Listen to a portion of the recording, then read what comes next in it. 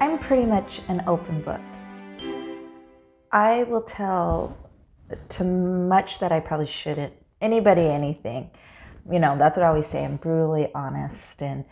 But ask me any question and I won't lie. I'll tell you the answer. And so I don't try to hide. I don't try to hide things. What you see is what you get. And that's good and that's bad. But some people don't believe it. They don't believe that I'm really showing the real me. And so it's interesting. I wanted to share kind of, as we looked at this whole last year and how's the pandemic and everything that's gone on, how have you handled that? And I started really thinking about that. And as some of you who watch this knows that my son, I don't know if you didn't know this, he came home from his mission trip because of depression and suicidal thoughts. And we had, it was very scary. We had to get him home quickly. And this was before the pandemic, which I'm so happy it happened before the pandemic because we were able to get him the help he needed, get everything set up. So then when everything got on lockdown, we were already set up and doing that. I can't even imagine trying to do that during the time. And, but we knew he was struggling. So before they called us and he came home, we knew he was struggling. And so my husband and I started reading books on depression and reading books on different types and how to help it and just different things. And I'd be reading these books and they'd be saying, here's some of the thoughts, blah, blah, blah. And I would kind of turn to my husband and I would say, well, is that not normal to have these thoughts or to have, these moments? And my husband would be like, well, like how often or how normal, like he's looking at me like, well, what do you mean? Because I was reading it thinking, this is pretty, I remember actually saying to my brother, like, I'm a little, nervous because reading this, I'm kind of scared, that I may be struggling or that I may have something, and obviously with a huge amount of stress, a huge family, we have everything, yada, yada, yada, stressful year. We had, all these things. So fast forward and we're getting, my son the help he needs. And then the pandemic hits and we didn't know what to expect. And it was a hard time. It was a really, but we kind of got through it. We were figuring things out. And I was struggling, but everybody was struggling, right? But to me, I was unpredictable. Or I guess that's kind of how I'd be with my kids. They don't, something would set me off. No rhyme or reason what it was. And I would yell or I'd scream and I'm a yeller. I've gotten better about it, but something would set me off. We were all together all the time, and I was trying to take my breaks as I could, going outside. And when I realized we were going to do online school, I found myself, I would go in my closet and cry a lot. And this is before like something would kind of set me over the edge. And the best way I can explain it, and I'm not an expert, I'm not saying, I'm just telling from my point of view, but the best way I can explain it is that I just wanted to disappear. Like I would never do anything to harm myself. I would never. But if I could just disappear, if I could just go to sleep for days, if I could I felt like I couldn't function. Like I would feel myself, I would explain it as itchy, but I wasn't itchy, but I felt I wanted to get out of my skin, if that makes sense. Like I would kind of, and I don't know what would set, I mean, different things would set it off, or different things. And it was, kind of, I was noticing it more, and I don't know if I was noticing it more. Again, the pandemic. Again, my son had been going through things, and I had read this book on all these books about it. And this is just me. So I talked to a good friend of mine who she too had gone through she had a horrible panic attack and had never had one, and so I was talking with her about it. And so when I started seeing this was happening more frequent, not like we're talking once or twice a week, but that's pretty frequent to just go in your closet and cry. And the thing is, I go in there, I cry, and then I get, okay, go out and make dinner, or go out and do this, or go out, So I felt like I was fine, if that makes sense, because it was a small moment and then I could function, but it was happening more consistently. And there was nothing literally anybody could do to help that.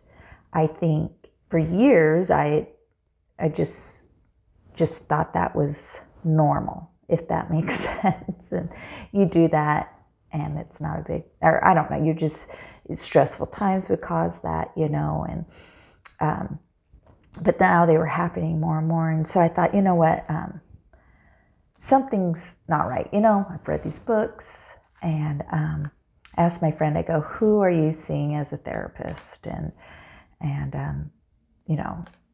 do you like her? And so I decided to start talking to a therapist. And I love therapists. I think they're wonderful and great. But this was I had gone through this once before, and I went to a therapist, and the therapist literally said to me, you're dressed normal, you've showered, you've gotten out of bed, you're fine, nothing's wrong. And I felt like an idiot. I don't know, I felt like, okay. So that's always been playing in the back of my mind. If I can shower, get dressed, if I can go about my day, I'm fine. I'm not in bed. I won't, I'm not getting out of bed. And so, I saw a therapist, a family therapist, when my husband passed away. We saw one when Steve and I were planning on getting married. So, I love therapists, but there's period of times where it gets really bad. And so I would go see one, and that was like, my early 30s. And then, I guess before I was 30, I saw that one, you're fine, nothing's wrong, you're fine, you're just, woe is me. And so that's always playing in the back of my mind. And I am such a true believer that Christ can help. And so I would just dive into my scriptures and stuff, and to help myself, that Christ can help me feel better.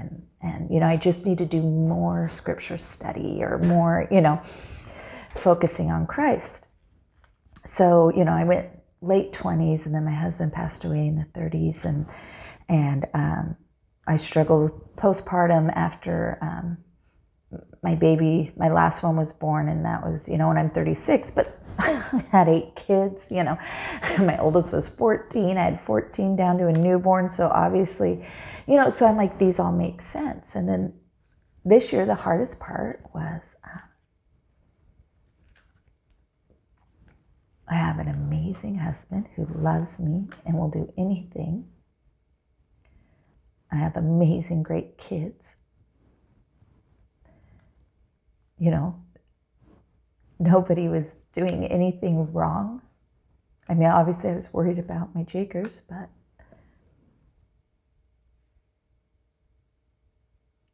I just couldn't feel happy.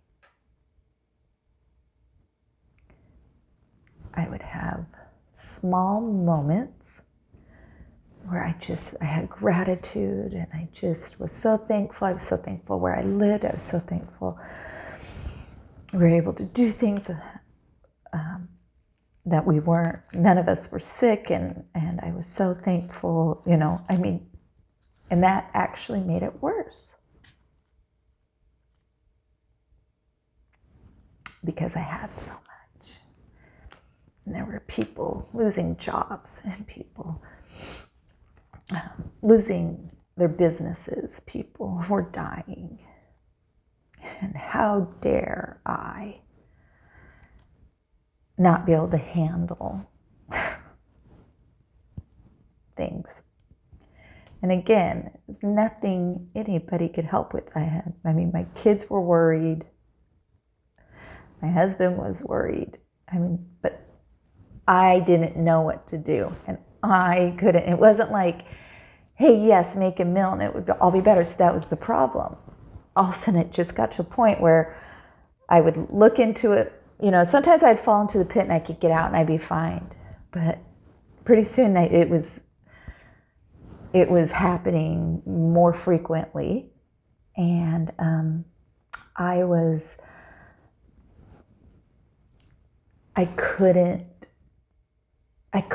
couldn't get out. Like it just kind of snuck up on me in a sense. And, and I have in the back of my mind that therapist, you're fine, everything's fine, you have nothing, and I think you have also the devil saying, just railing on you. And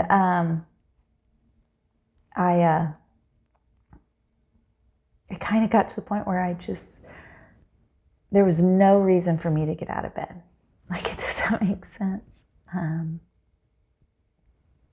Like, it was summer. The kids weren't in school yet. We weren't going anywhere. We weren't doing anything. And so I would just lay in bed and watch Netflix all day. So I knew something was wrong. I just had zero motivation. I finally it was like I fell in that pit and I couldn't talk myself out because, again, this pandemic's going on and it just overwhelmed me that I just couldn't go forward. And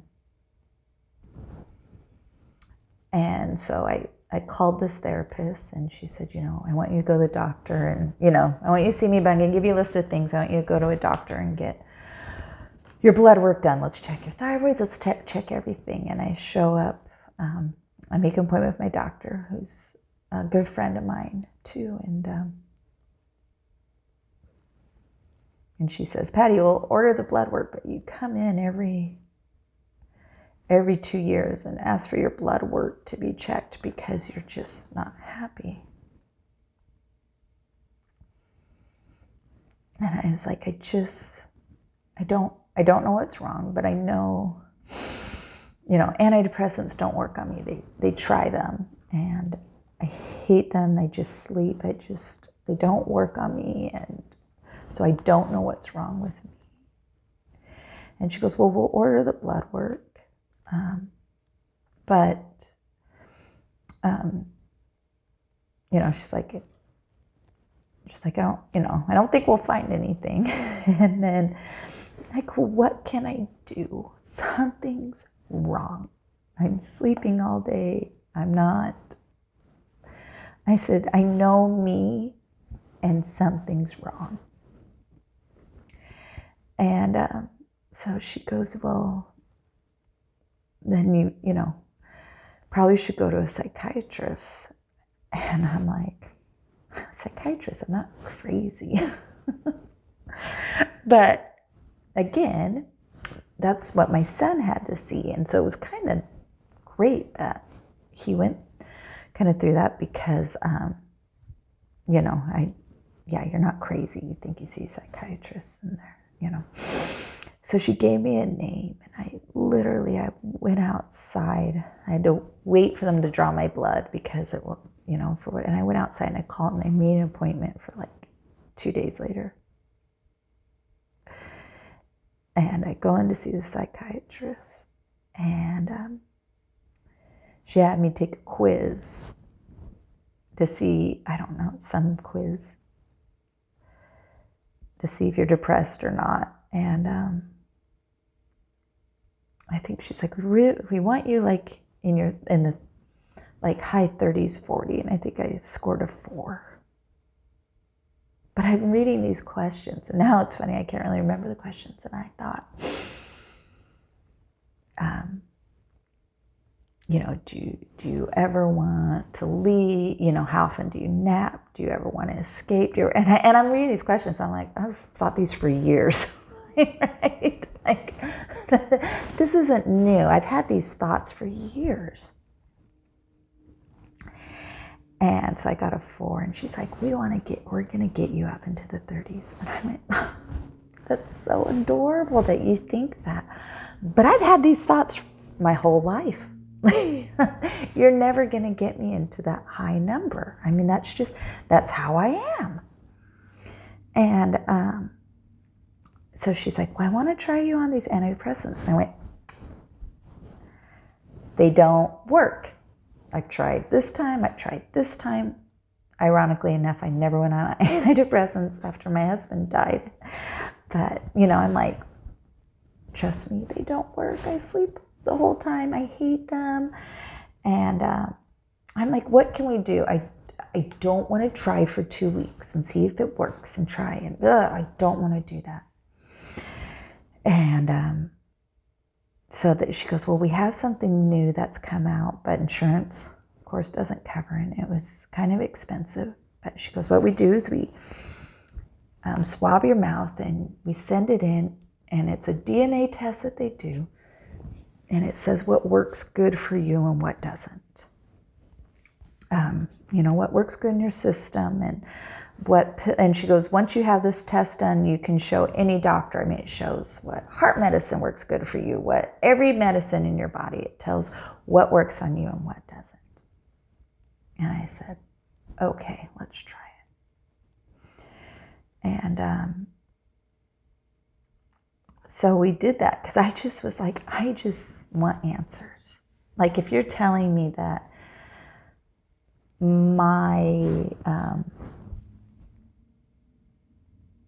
that always in the back of my mind, me wanting to disappear, that's always kind of there. If you're telling me that is not right, if that makes sense, then, because I could, I just, I wanted a quick answer. So,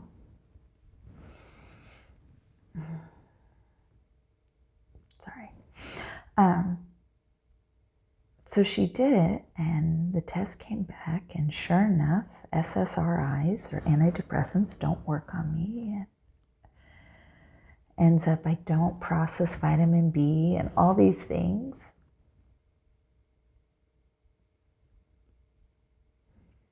And she was able to get me on a correct medicine.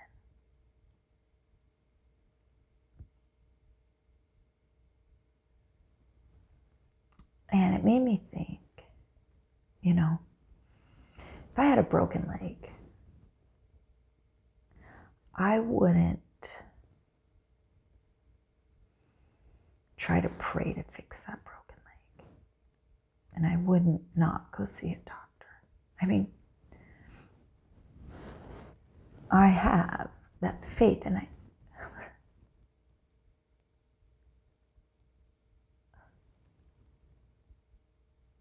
I understood when Rob had cancer that I truly thought that the doctors could heal him and that Christ would heal him. And Christ could. But sometimes the healing we need is a certain type of medicine.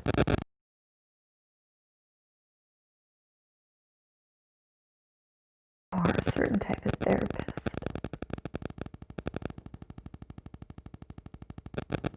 And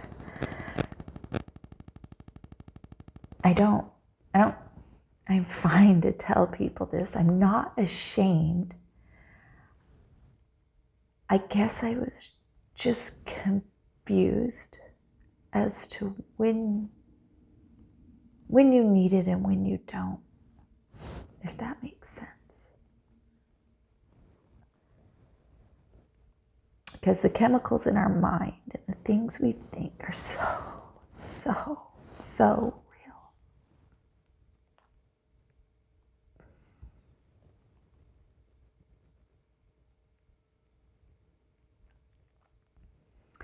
And I am just so thankful that, in a sense, I'm thankful this pandemic happened, because I think I would have kept on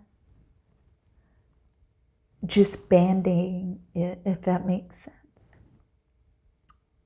and not seeking real help. I had to get to a point to where I was like, I will go and do anything to figure out what's wrong.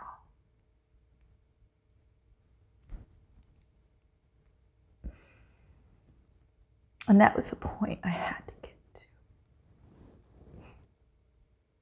And I'm shocked at how. It's not even happy. I just am not quick to anger. I'm not flustered. I haven't taken a nap in a long time, whereas I was napping literally every day. I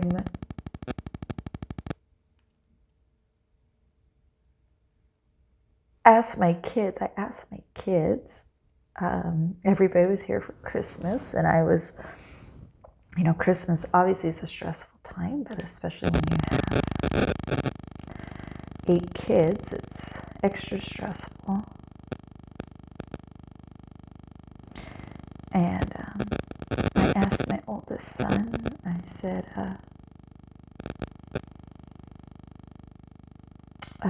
Robbie, have you noticed a difference, since I've been on this medication? Because this all happened about the end of August, and he hasn't really been around me.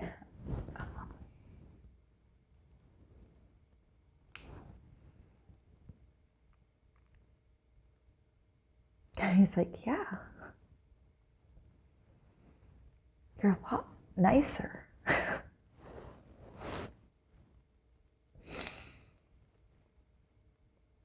That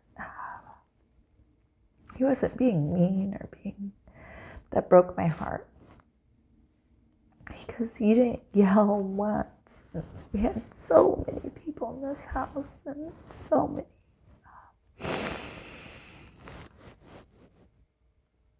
such the craziness of Christmas.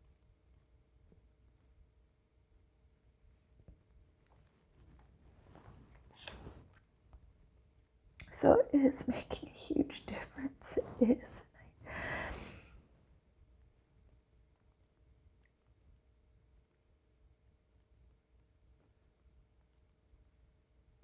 And so when I tell my friends or people I know, they feel horrible, why didn't you reach out for help? I didn't know.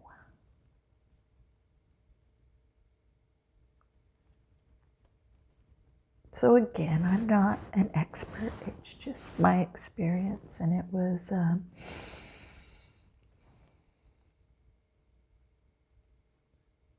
just different.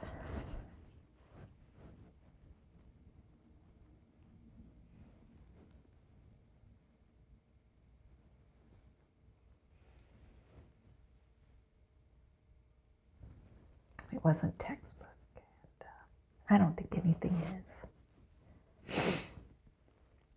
So please learn from me. Powering through doesn't make you a better person. It doesn't mean you're strong.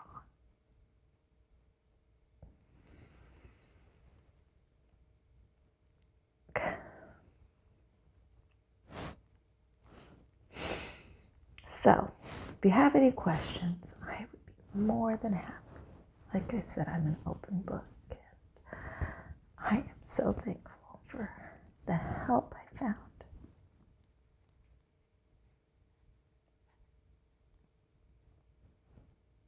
And pour my